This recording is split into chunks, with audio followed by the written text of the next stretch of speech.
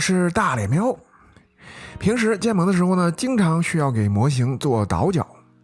在 ZBrush 中制作倒角的时候呢，一般都会用到 ZModeler。在边上空格，然后选择倒角，就可以在模型上插入倒角的形状了。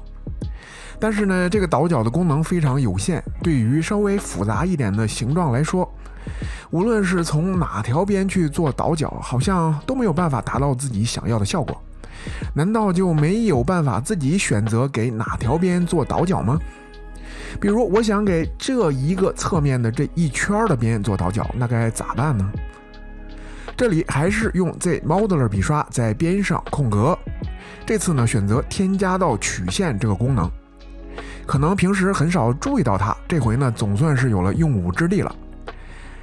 当鼠标划过边，出现了将边缘添加到曲线的字样，并且变成白色的时候点击，这就相当于选中了这条边。当边变成红色的时候呢，里面的文字变成了删除所有曲线，这个时候呢点击就会删除刚才选中的边。稍微往边上移动一下，边变成白色的时候点击选中这条边。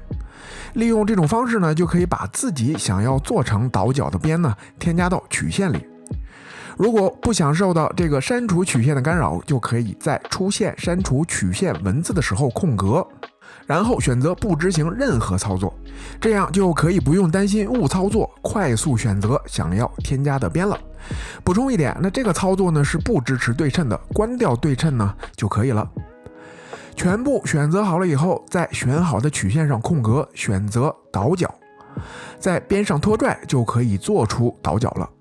通过这样观察，可以看到刚才选择的时候呢遗漏了一些边， Ctrl+Z 撤回，又回到了曲线模式，继续添加刚才遗漏的边，然后再次去倒角，这回呢就完全达到了最初想要的这个效果了。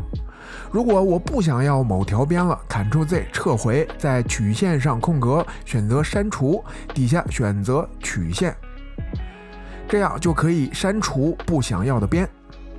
当然，这个曲线不只可以做倒角，它也可以是当做普通曲线来使用。键盘 B 键 C 键选择这个 Curve Tube 笔刷，在曲线上点击，将笔刷尺寸呢变小一点，再次点击就可以得到这样的一个形状，还是非常酷的一个功能，希望能对你有所启发。能力一般，水平有限，希望能帮助到你。这期的分享就到这里，感谢观看的你，我们下期见。